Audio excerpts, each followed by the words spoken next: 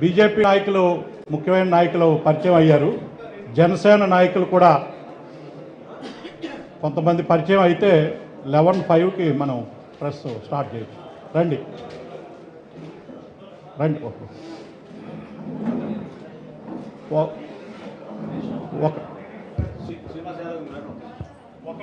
శ్రీనివాస్ యాదవ్ గారు రండి.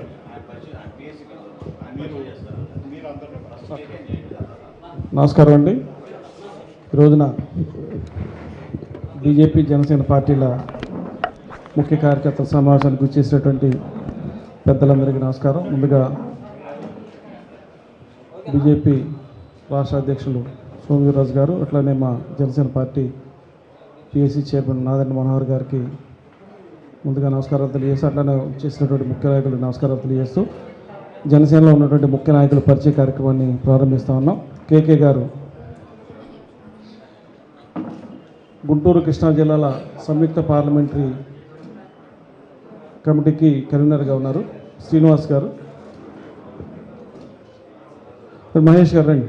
అందరూ రండి ఒకేసారి, టైం ఎక్కువ తీసుకోకుండా. మహేష్ గారు రండి. మహేష్ గారు రాష్ట్ర జనసేన పార్టీ అధికార ప్రతినిధి మరియు సంయుక్త పార్లమెంటరీ కమిటీలో మెంబరు. గాదే వెంకటేశ్వర గారు, వాసు గారు రండి. గాదే వెంకటేశ్వర గారు అండి, అడ్వకేటు, గుంటూరు జిల్లా లీగల్ సెల్ నాయకులు, అట్లనే సంయుక్త పార్లమెంటరీ కమిటీ యొక్క మెంబర్. వాసు గారు రండి. వాసు గారు కూడా సంయుక్త పార్లమెంటరీ కమిటీ మెంబర్ అండి. రండి. గాంధీ గారు మైలవరం ఇన్ఛార్జి. రండి. రాము గారు, వన్నేటి రాము గారు అండి, Machilipatnam parliamentary constituency incharge.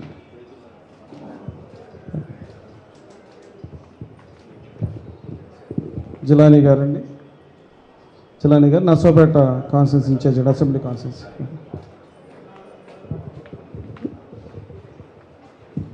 Kaikaluru parliamentary incharge constituency incharge. Parvathi Naidu garu Ponnuru assembly constituency మమ్మల్ని సీనియర్ లీడర్ అండి, పోటీ చేసి ఉన్నారు ఆవిడ. అట్లాంటి రమాదేవి గారు సంయుక్త పార్లమెంటరీ కమిటీ మెంబర్ అండి.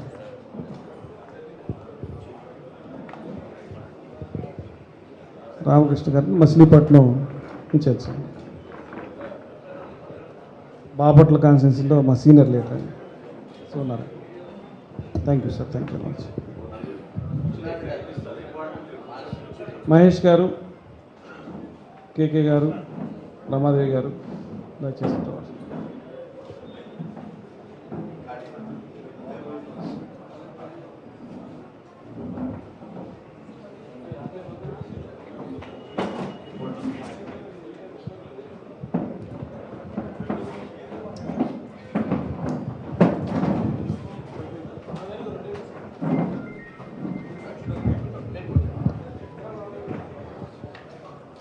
రమాదేవి గారు కూడా.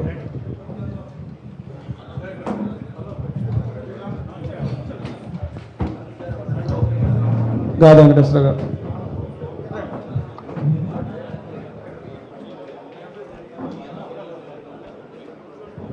జిలానీ గారు,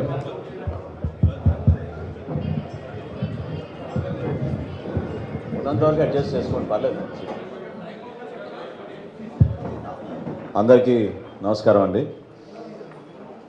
ఈరోజు చాలా సంతోషంగా మిమ్మల్ని అందరినీ కూడా భారతీయ జనతా పార్టీ కార్యాలయంలో పెద్దలు బీజేపీ రాష్ట్ర అధ్యక్షులు సోమవీర్రాజు గారితో మా జనసేన పార్టీ తరఫున ఉభయ జిల్లాల సమన్వయకర్తలు, పోటీ చేసిన అభ్యర్థులు, వీళ్ళతో పాటు ఒక సమావేశం ఏర్పాటు చేసుకోవడం జరిగింది. అందులో భాగంగా పత్రికా మిత్రులతో కూడా ఈరోజు ఈ ప్రెస్ కాన్ఫరెన్స్ ఏర్పాటు చేసుకోవడం కూడా మీ అందరం కూడా సంతోషిస్తున్నాం. ముందుగా గణతంత్ర దినోత్సవ సందర్భంగా నిన్న దేశ రాజధానిలో జరిగిన సంఘటనలు తీవ్రంగా ఖండిస్తున్నాం. రైతుల పోరాటానికి ప్రభుత్వం అన్ని విధాలుగా సమయస్ఫూర్తితోటి, ఒక అవగాహనతోటి రైతాంగానికి, రైతు సోదరులకి మేలు జరిగే విధంగా కేంద్ర ప్రభుత్వం తీసుకున్న చర్యల్ని కొనసాగించాలనే ఉద్దేశంతో సుప్రీంకోర్టు ఇచ్చిన ఆర్డర్స్ని బేస్ చేసుకుని ప్రభుత్వం చేస్తున్న ఒక ప్రయత్నాన్ని కొన్ని శక్తులు అక్కడ ఎంటర్ అవ్వడం, తద్వారా కనివిరిగిన రీతిలో దేశ రాజధానిలో హింసాత్మక సంఘటనలు జరగడం మమ్మల్ని అందరినీ కూడా కదిలించేసింది. అది తప్పకుండా మనందరం ముక్కుముడిగా ఒకే గలంతో ఖండించాల్సిన అవసరం ఈ పరిస్థితిలో ఉంది. రాష్ట్రం పరిస్థితిలో మీ అందరికీ బాగా ఇప్పటికే అర్థమైంది. ఒక ముఖ్యమంత్రి రాజ్యాంగాన్ని గౌరవించినప్పుడు రాష్ట్ర ప్రజల కోసం, రాష్ట్ర శ్రేయస్సు కోసం అంకిత భావంతో పనిచేయకుండా కొంతమందికే పరిమితమై రాష్ట్రాల్లో ఒక నియంతలాగా పరిపాలిద్దామని చేస్తున్న ప్రయత్నాన్ని మనందరం కూడా ఖండించాల్సిన అవసరం. స్థానిక సంస్థల ఎన్నికల్లో భారతీయ జనతా పార్టీ, జనసేన పార్టీ మేము ముందు నుంచి మాకున్న ఈ అలయన్స్లో భాగంగా అన్ని స్థానాల్లో కూడా యువతని ప్రోత్సహించే విధంగా, గ్రామ స్వరాజ్యం సరైన రీతిలో క్షేత్రస్థాయి వరకు చేరే విధంగా యువతకు ఆ ప్రాధాన్యత ఇస్తే యువత కూడా రాజకీయాల్లో అగ్రస్థానానికి చేరుకునే విధంగా అవగాహన తెచ్చుకుని అనుభవంతో ప్రజా జీవితంలో ఇంకా ముందు సాగుతారని పవన్ కళ్యాణ్ గారు కూడా పిలిపించారు. ఈరోజు భారతీయ జనతా పార్టీ నుంచి సోము వీర్రాజు గారు కూడా అదే మాట పైన మన యువతకు ఎక్కువగా మన ప్రాధాన్యత ఇచ్చి స్థానిక సంస్థల ఎన్నికల్లో అన్ని చోట్ల కూడా పోటీ చేసేటట్టు ఉభయ పార్టీలు మేము నిర్ణయించుకున్నాం. దానికి కట్టుబడి ఉంటాం. విచిత్రమైన పరిస్థితులు ఈ రాష్ట్రంలో మనం ఈరోజు చూస్తున్నాం. గతంలో జరిగిన సంఘటనల దృష్టిలో మేము కూడా ఆలోచించాల్సిన విషయం ఏంటంటే, ఇప్పుడు కూడా ప్రభుత్వం దారి మళ్లించడానికి, ప్రజల్ని భయాందోళనలో తీసుకురావడానికి ఎవరైతే పోటీ చేయాలని ఆసక్తి చూపిస్తున్నారో వాళ్ళపైన ఒత్తిడి తీసుకొచ్చి స్థానికంగా యంత్రాంగాన్ని ఉపయోగించుకుని వాళ్ళని పోటీ నుంచి విరమించడానికి కోసం, యునానిమస్ ఎలక్షన్ చేయడానికి కోసం ప్రభుత్వం ఒక కుట్ర పన్నుతోంది. ఉభయ పార్టీలు మేము నిర్ణయించుకుంది 29వ తారీఖున గవర్నర్ గారి అపాయింట్మెంట్ తీసుకున్నాం. గవర్నర్ గారికి ఈ అంశాలపైన రిప్రజెంటేషన్ ఇవ్వబోతున్నాం. ఒక చిత్తశుద్ధితోటి ఫ్రీ అండ్ ట్రాన్స్పరెంట్ ప్రాసెస్లో ఎన్నికల ప్రక్రియ జరగాలి. ప్రజాస్వామ్యాన్ని నిలబెట్టాలి. ఆ గౌరవం వాళ్ళకి దక్కాలి. ప్రజాస్వామ్య పద్ధతిలో పనిచేసే విధంగా అధికార యంత్రాంగం కూడా ముందుకుండాలి. పొరపాట్లు జరిగితే ఒక రాజకీయ పార్టీగా మా పైన కూడా చాలా బాధ్యత ఉంటుంది. ఖచ్చితంగా అన్ని ప్రాంతాల్లో ఒక పీస్ఫుల్ అట్మాస్ఫియర్లో ఎలక్షన్స్ జరగాలి. యువతను ఎంకరేజ్ చేయాలి. అన్ని చోట్ల నామినేషన్లు వేయాలి అనే కాన్సెప్ట్లో లోకల్ బాడీ ఎలక్షన్స్ జరగాలి. కానీ ప్రభుత్వ పెద్దలు ప్రెస్ కాన్ఫరెన్స్లు పెట్టి మరి యునానిమస్ చేసుకోండి, హింసా సంఘటనలు జరిగే పరిస్థితులు ఉన్నాయి అనే మాటలు చెప్పి కని వినే రీతిలో ఈ రోజున మరి పేపర్లలో ప్రకటనలు వేయడం అనేది ఆశ్చర్యం కలిగిస్తుంది. Bharatiya Janata party, Janasena party demand చేసేది ఏంటంటే, ఎలక్షన్ కమిషన్ గారు ఇది సుమోటోగా తీసుకుని ప్రభుత్వ వైఖరిని ఖచ్చితంగా ఎండగట్టాలి. ప్రజాస్వామ్య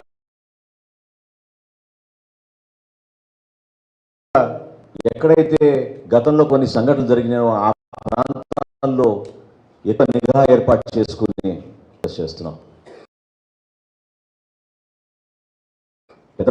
మా చర్చలో మంచి మాట చెప్పారు. వీలైతే ఆన్లైన్ పద్ధతిలో ఎక్కడైతే ఇటువంటి సంఘటనలు జరుగుతున్నాయో, ఎక్కడైతే బెదిరిస్తున్నారో అభ్యర్థుల్ని నామినేషన్లు వేయకుండా డైరెక్ట్గా, గత ఎన్నికల్లో మనం చూసాం కొన్ని జిల్లాల్లో మంత్రులు దిగిపోయి నామినేషన్ ఫామ్లు కూడా చించేసిన ఘటనలు చాలా మా దృష్టికి వచ్చినాయి. అటువంటి పరిస్థితులు మరొకసారి రాకుండా ఒక ధైర్యం నింపే విధంగా స్టేట్ ఎలక్షన్ కమిషనర్ గారు వీలైతే జిల్లా కలెక్టర్ గారికి ఆదేశాలు ఇచ్చి ఆన్లైన్ రూపంలో కూడా నామినేషన్ ప్రక్రియ తీసుకునేటట్టు సోము వీర్రాజు గారు ప్రపోజ్ చేశారు. ఇదే అంశం పైన గవర్నర్ గారితో కూడా మేము కలిసినప్పుడు ఆ రిప్రజెంటేషన్లో ఈ అంశాన్ని కూడా మేము చేదిస్తాం. అధికార యంత్రాంగాన్ని ఏ విధంగా దుర్వినియోగం చేస్తున్నాం మనందరం చూసాం. గతంలో కూడా జగన్మోహన్ రెడ్డి గారు పుణ్యం అంటూ చాలామంది ఐఏఎస్ ఆఫీసర్లు అనవసరంగా కేసులు పెట్టుకుని జైలుకి వెళ్ళారు. అటువంటి పరిస్థితి మరొకసారి ఆంధ్రప్రదేశ్లో ఏర్పడే విధంగా ఆయన పరిపాలన ఉంది. దయచేసి మేము కోరేది ఏంటంటే ప్రజాస్వామ్య పద్ధతిలో అందరినీ ఎంకరేజ్ చేసుకుంటూ రాష్ట్ర అభివృద్ధి కోసం మనం చేయాల్సిన కార్యక్రమాలన్నీ చేసుకుంటూ వెళ్దాం. స్థానిక సంస్థల ఎన్నికల్లో అక్కడ ఎన్నుకోబడ్డ అభ్యర్థులకు ఇదివరకన్నా ఎప్పుడు లేని విధంగా మన ప్రధానమంత్రి నరేంద్ర మోడీ గారు డైరెక్ట్గా వాళ్ళకి నిధులు అందేటట్టు, గ్రామాలనే సొంతంగా నిర్ణయించుకుని మంచి అభివృద్ధి కార్యక్రమాలు చేసుకునే విధంగా నిధులు కేంద్ర ప్రభుత్వం నుంచి డైరెక్ట్గా వస్తున్నాయి. అంత గొప్ప ఆపర్చునిటీని దయచేసి మీరు చెడగొట్టబాకండి. అంత మంచి అవకాశాన్ని యువతకు ఇచ్చే విధంగా మరి ఈ ప్రభుత్వం కూడా ముందడుగు వేయాలి.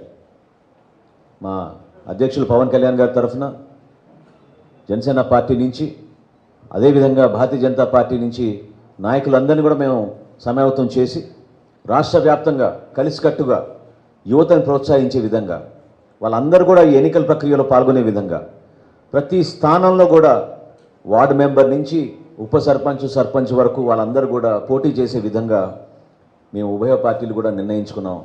ఈ ప్రజాస్వామ్య పద్ధతిలో జరగాల్సిన ఈ ప్రక్రియని గౌరవించి ఎటువంటి సంఘటనలు జరగకుండా కూడా ఒక మంచి వాతావరణంలో ముందు తీసుకెళ్లాలని మీ అందరం కూడా కోరుకుంటున్నాం. ఇప్పుడు వీర్రాజు గారిని మాట్లాడమని నేను రిక్వెస్ట్ చేస్తాను. ఉభయలు అనుకున్న అంశాలనే మనోహర్ గారు ప్రస్తావించారు. అదనంగా నేను చెప్పడానికి పెద్దగా అంశాలు ఏమీ లేవు. ప్రభుత్వానికైతే సూటిగా ఒక అంశాన్ని చెప్తున్నాను. గతంలో జరిగిన హింసాత్మక ప్రక్రియని ప్రభుత్వం నిలుపుదల చేయాలి. ఎక్కడ ఎన్నికల్లో ఏ విధమైన సంఘటనలకి తావులేని పరిస్థితిని జగన్మోహన్ రెడ్డి గారు నిర్మాణం చేయాలి. ప్రజాస్వామ్యం ఆంధ్రప్రదేశ్లో చాలా చక్కగా ముందుకు వెడుతుంది అనే విధంగా ఈ ఎన్నికల్ని ఈ ప్రభుత్వం నిర్వర్తించాలి. అభ్యర్థుల నామినేషన్లు వేయకుండా అనే ఆలోచన ఏదైతే ఉందో దాన్ని ప్రభుత్వం వెంటనే అలాంటి ఆలోచనని ప్రభుత్వం విడనాడాలి. మంత్రులు కానీ, ఎమ్మెల్యేలు కానీ, బెదిరింపు ధోరణులు కానీ ఇవి ఎమ్మెల్యేలకి, ముఖ్యమంత్రి వాళ్ళందరికీ వీడియో కాన్ఫరెన్స్లో చెప్పాలి. భారతీయ జనతా పార్టీ, జనసేన ప్రతిరోజు ఎన్నికల్లో జరిగే సంఘటనలను ఎప్పటికప్పుడు రివ్యూ చేస్తూ ఉంటాం. నామినేషన్ ప్రక్రియ స్టార్ట్ అయినప్పటి నుంచి 29 నామినేషన్ ప్రక్రియ స్టార్ట్ అవుతుంది. ప్రభుత్వం యొక్క వ్యవహార శైలి ఆ రోజు తెలుస్తుంది. 29నే ప్రభుత్వం యొక్క శైలి, వారి ఆలోచనలు ఆ వేళ అర్థమవుతాయి. దానికి సంబంధించిన ప్రభుత్వం సక్రమంగా వెళితే సంతోషం, లేని పక్షంలో ఏం జరుగుతుందనేది గవర్నర్ గారికి ఆ రోజు సాయంత్రం మేము చెప్పడానికి ప్రయత్నం చేస్తాం. అట్లనే ఎన్నికల్ని జనసేన, భారతీయ జనతా పార్టీ కార్యకర్తలు ఏ విధమైనటువంటి ఇబ్బంది లేకుండా ఎదుర్కొంటాం. తప్పకుండా నామినేషన్లు వేసే మా శక్తిని బట్టి మేము నామినేషన్ వేస్తూ ముందుకు పెడతామని మీ ద్వారా తెలియజేస్తున్నాను. Thank you. Online nomination already నేను చెప్పాను మన వారికి. మళ్ళీ ఉభయలో కలిసి డిస్కస్ చేసుకున్నాం. ఎందుకంటే వ్యవస్థలో ప్రతి జిల్లాలో డిపిఓ వాళ్ళ యొక్క సిస్టమ్ ప్రకారం ఒక సెల్ని ఏర్పాటు చేస్తున్నారని తెలిసింది. దానికి అనుగుణంగా ఈవేళ ఉన్న పరిస్థితుల్లో ఆన్లైన్ నామినేషన్స్ని విస్తృతంగా ప్రవేశపెట్టాలి. ఎలక్షన్ కమిషన్ ప్రభుత్వాన్ని ఈ అంశాన్ని తెలియజేయాలి. ప్రభుత్వానికి ఎలక్షన్ కమిషన్ ఆయన కూడా ఎక్స్పీరియన్స్ ఉంది. గతంలో 25% ఎనానిమిటీ అయిందంటే నామినేషన్లు వేయకుండా జరిగిన అనేక కార్యక్రమాలు మనం గమనించినప్పుడు ఈవేళ ఎన్నికలు పెడుతున్న సందర్భంలో గతంలో జరిగిన విషయాలు పునరావృతం కాకూడదనే పరిస్థితి ఉత్పన్నమైనప్పుడు ఆన్లైన్ నామినేషన్లు ఎందుకు మనం కోరుతున్నాం? నామినేషన్లు అడ్డుకుంటున్నారు, అనేక విధాలుగా ఇబ్బంది పెట్టే పరిస్థితి మనం గమనిస్తున్నాం. కాబట్టి ఆన్లైన్ నామినేషన్ ప్రక్రియని ప్రభుత్వం 29 లోపనే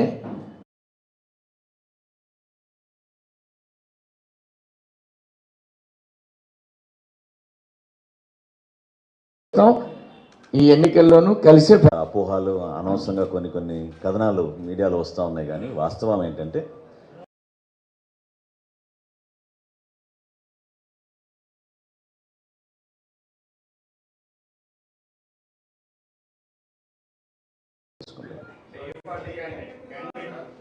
చెప్పారు ఒక ప్రాసెస్ జరుగుతుందని చెప్పే ప్రాసెస్.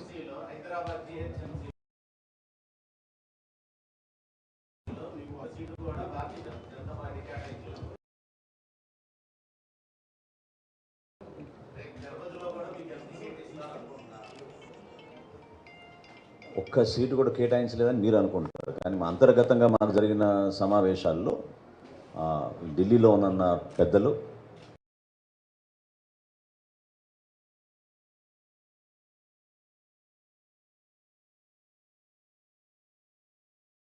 పవన్ కళ్యాణ్ గారితో జరిగిన చర్చల్లో భాగంగా అక్కడ ఒక్క ఓటు కూడా పొరపాటు కాకూడదు, భారతీయ జనతా పార్టీ గెలుపు కోసం అందరం కృషి చేద్దామని ఒక నిర్ణయం తీసుకోవడం జరిగింది. దానికి అనుగుణంగా మా పార్టీలో ఉన్న నాయకులు అందరూ కూడా నామినేషన్ కూడా విత్డ్రా చేసుకొని భారతీయ జనతా పార్టీ, జనసేన పార్టీ భవిష్యత్తులో కూడా మంచి ఆల్టర్నేటివ్గా ఎదగాలనే ఉద్దేశంతో ఆ నిర్ణయం తీసుకోవడం జరిగింది.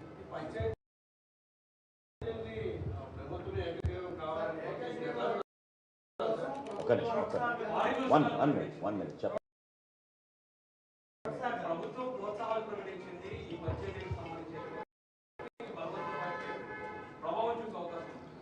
ఏమండి, గతంలో కూడా ఈ ప్రోత్సాహకాలు ఉండేవి.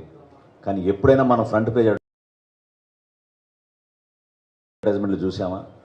ఎప్పుడైనా ప్రభుత్వంలో ఉన్న పెద్దలు ప్రెస్ కాన్ఫరెన్సులు పెట్టి మరి మీరు యునానిమస్ చేసుకోండి, లేకపోతే అనవసరంగా కొన్ని సంఘటనలు జరిగేటట్టు ఉన్నాయి అనే ప్రెస్ కాన్ఫరెన్స్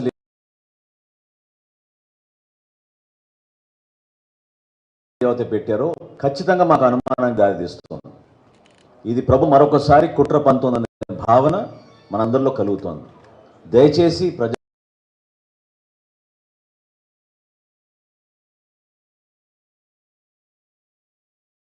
ప్రజాస్వామ్యంలో రాజ్యాంగంలో మనకి ఇచ్చిన హక్కుల్ని ఉల్లంఘన కాకుండా అందరినీ గౌరవించండి. ప్రత్యేకంగా యువతని ప్రోత్సహించండి. స్థానిక సంస్థల్లో గ్రామ స్థాయిలో అభివృద్ధి జరిగేటట్టు మనందరం కృషి చేస్తే బాగుంటుంది తప్ప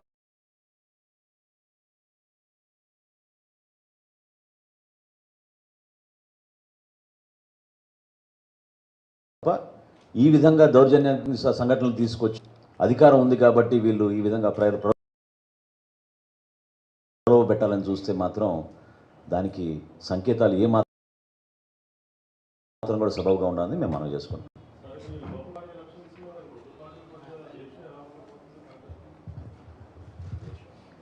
లోకల్ బాడీ ఎలక్షన్స్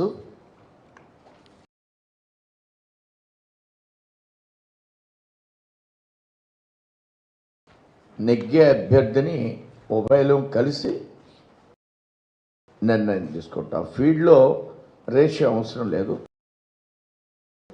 ఎవరు బలంగా ఉన్నాం వారికి ఉభయ పార్టీలు కలిసి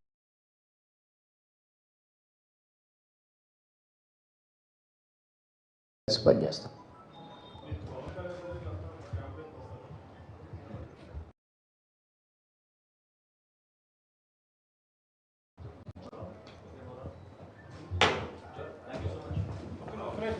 Please.